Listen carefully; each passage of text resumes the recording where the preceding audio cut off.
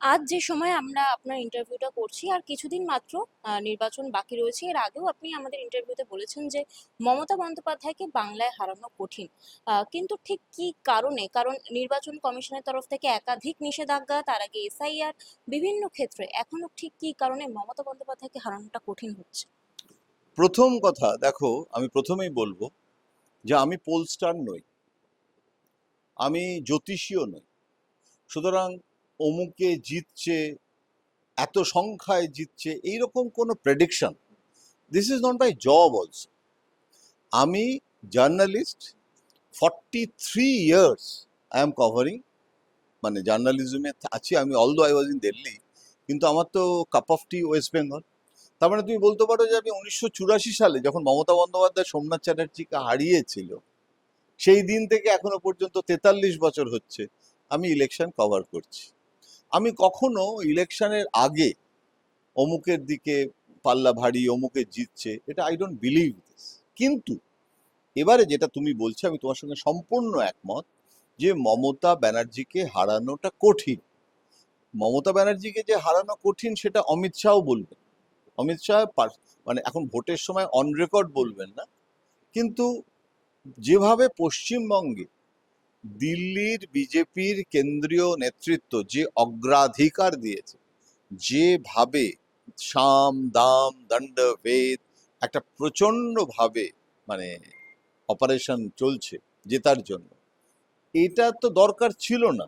যদি মমতা ব্যানার্জি যদি একটা দুর্বল একটা প্রতিপক্ষ হতো, যাকে এরকম করে হারিয়ে দেওয়া যায়, তাহলে তো এত কাণ্ড করার দরকার হতো না। এত কাণ্ড মানে যত কাণ্ড কলকাতা।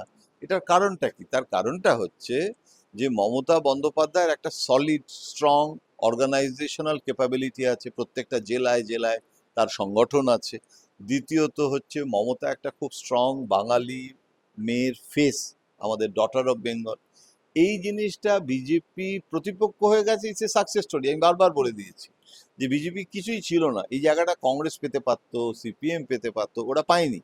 কিন্তু বিজেপি প্রধান প্রতিপক্ষ হয়ে গেছে। ক্ষমতা এলে বিজেপি আসবে, সিপিএম ক্ষমতা আসবে কেউ বলছে না, কংগ্রেস ক্ষমতা আসবে কেউ বলছে না। তাহলে হয় বিজেপি আসবে নয় মমতা আসবে, এটাই বলা হচ্ছে। কিন্তু বিজেপি যেটা করলো এবারে, সেটা একটা অভূতপূর্ব ঘটনা করলো। প্রথমত হচ্ছে এসআইআর। এসআইআর কে ছোট করে দেখা চলবে না। এত ভোট বাদ গেছে, এত ভোটারের নাম বাদ গেছে, যারা ডিলিটেড হয়েছে তারা তো ভোট দিতে পারছে না। কিন্তু যারা রয়েছে তাদের মধ্যে কত মুসলমান কত হিন্দু সেটা নিয়ে কনফিউশন আছে। প্রাথমিক রিপোর্টে দেখা গেছিল হিন্দু বেশি, মুসলমান কম। অনেকে বলছেন, বিজেপির গতকালই একজন নেতা বলছিলেন, কাঞ্চন গুপ্ত, তিনি যদিও প্রসার ভারতীর উপদেষ্টা, কিন্তু তিনি বিজেপিরই পক্ষে তার বক্তব্য পেশ করছিলেন, এবং তিনি বলছিলেন যে আহ, মুসলিমদের ডিলিশন পরবর্তীকালে নাকি আরো অনেক বেড়েছে।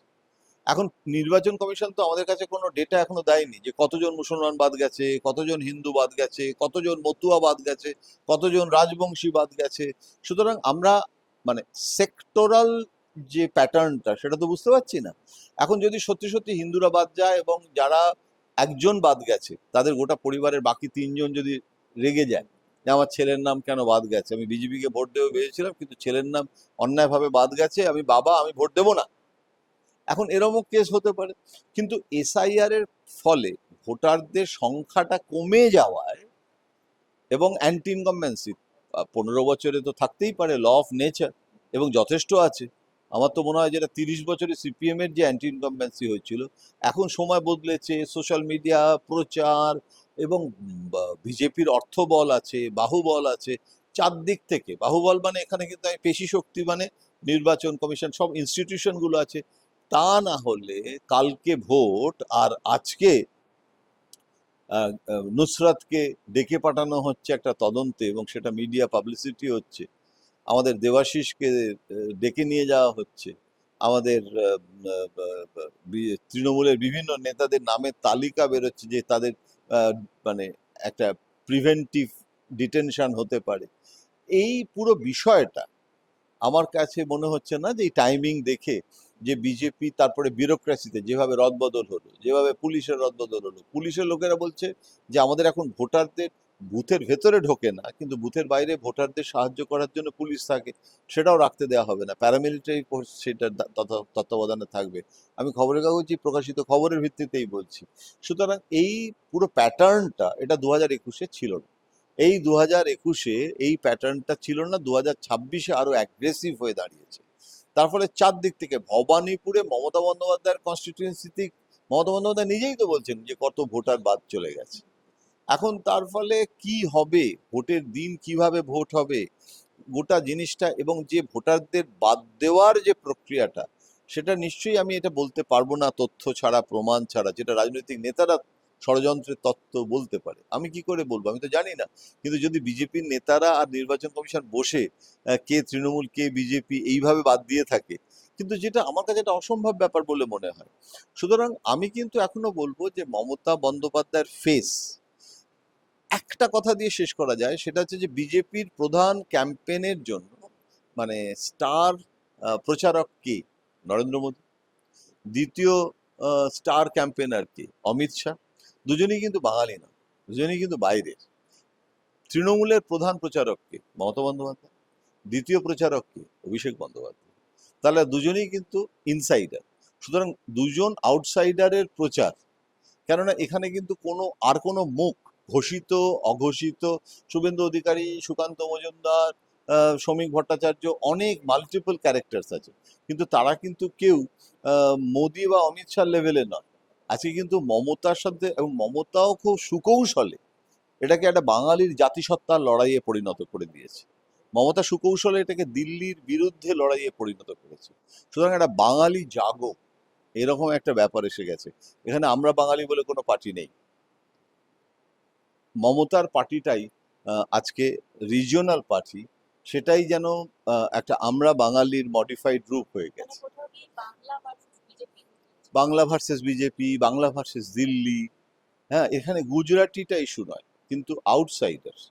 গুজরাটি হতে পারে, মারাঠি হতে পারে, মানে সোজা কথা ইটস এ দিল্লি, অর্থাৎ কেন্দ্র, তাদের এক্সপ্যানশনিজম।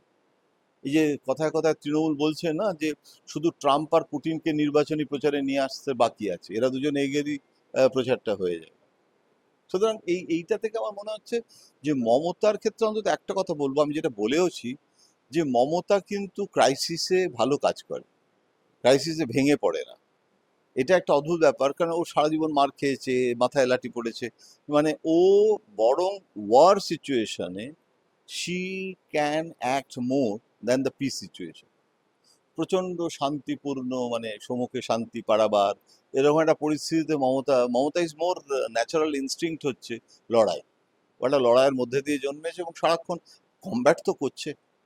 মমতা বন্দ্যোপাধ্যায়, অভিষেক বন্দ্যোপাধ্যায় পেছনে থাকতে পারে, কিন্তু মমতা বন্দ্যোপাধ্যায় নিজে যেভাবে এই সমস্ত জিনিসটাকে কমব্যাট করছে, তুমি মমতার সমর্থক হও বা সমর্থক না হও, you have to give the share to the devil also.